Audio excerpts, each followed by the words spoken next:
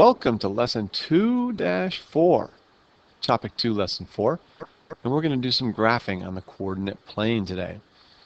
What I have here is a picture of the coordinate plane as you knew it last year in 5th grade when you were elementary students.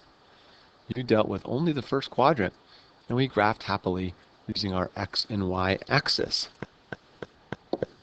And so you had the x-axis, which went side to side. And you had the y-axis, which went up and down. And if you wanted to plot a point, you needed an x-coordinate and a y-coordinate in what was known as an ordered pair. And so an ordered pair presented the x-coordinate first and the y-coordinate second. And that's easy to remember because x comes before y in the alphabet.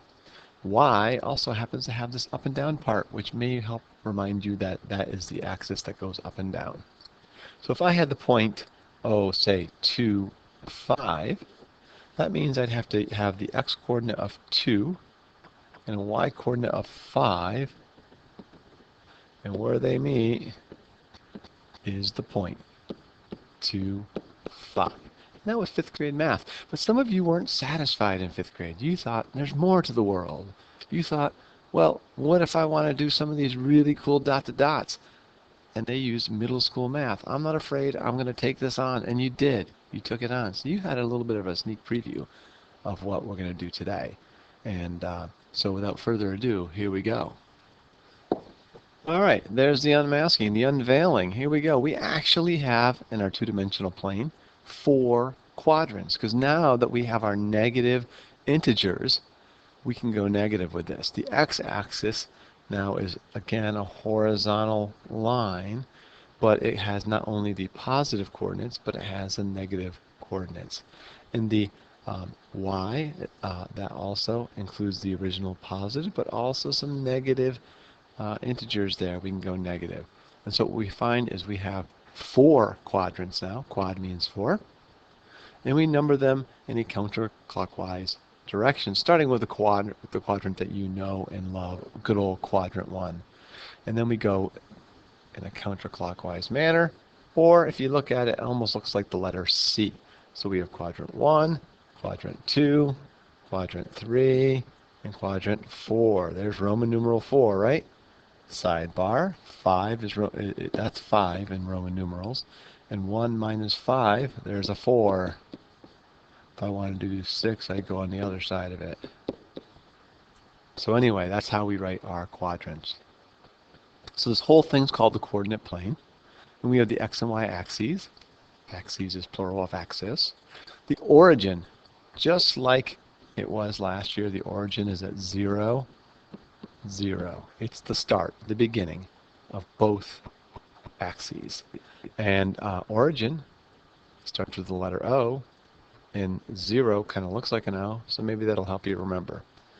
So we've talked about the coordinate plane, the x and y axes, the origin, we've talked about quadrants, and we've talked about ordered pairs. They're just the x and y coordinates that tell you where the point is on the graph. And that's the basics. Okay, so let's graph some points. Let's start with point Q. Q is at 2, 3. So here is 2. And here's 3. And where they cross, well, there's point Q, which happens to be the coordinates 2, 3. Going on to our next point, we'll do point R. R is at a -1 on the x-coordinate and a +1 on the y, or y-axis and x-axis. And where they cross, there it is. There's point R, and that's at a -1, 1. And we have S. S is at an x-coordinate of 0 and a y-coordinate of +2. And so we're not moving left or right at all, and we're going up 2. So there it is. S is at a 0, 2. So there's a graphing of my 3 points, Q, R, and S. Okay, now it's time for you to try.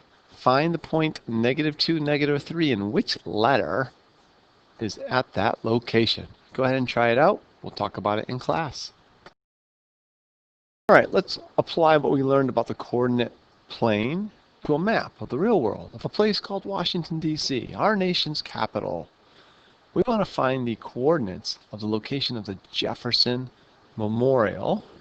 And if I look at my map, I'm scanning around. I've got the FBI building, the Washington Monument, Lincoln Memorial, White House, etc. Oh, and here it is, the Jefferson Memorial. So I need to find the coordinates of that location. And so if I follow up that, it looks like it's right here, crossing the x-axis, and it goes across this way to cross the y-axis. And now I need to analyze these axes to see what that point was. It'd be easy to think, well, I'm going to count over for the x-coordinate, and it goes over 1, 2 spaces. But if you look, 1 is right here, and here's 0. So I've broken this up into fourths.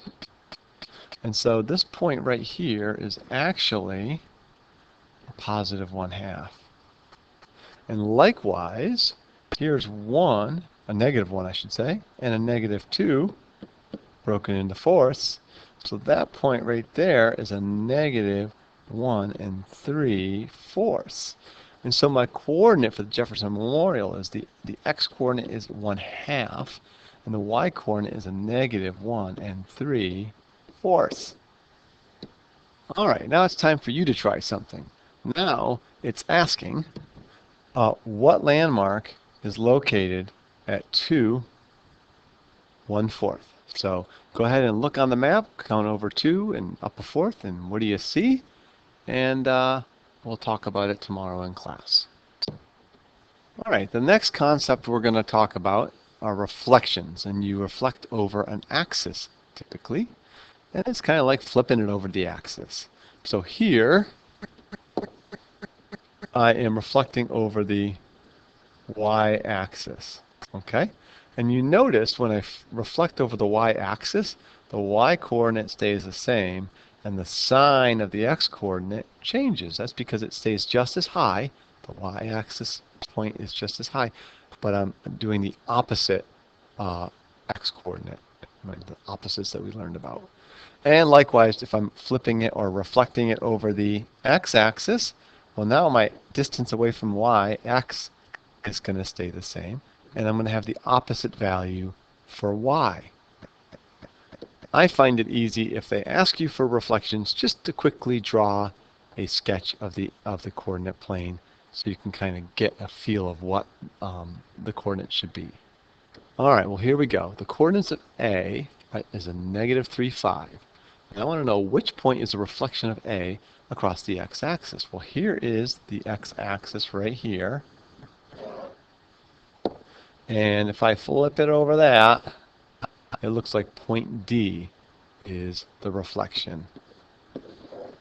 As easy as that. Now, if I wanted the coordinates of that, I'm flipping it over the x-axis. Now, my x-coordinate actually is going to stay the same. It's going to be a negative 3.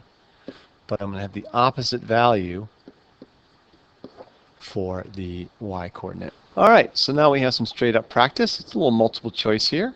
We're looking at point P on our coordinate grid down here, right here.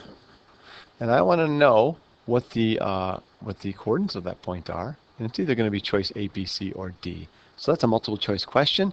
You're just going to circle A, B, C, or D. And that's it. That's it for today's lesson, and we'll talk about all this tomorrow. Take care. Hey, Mr. Spaceman, come on down here, oh please.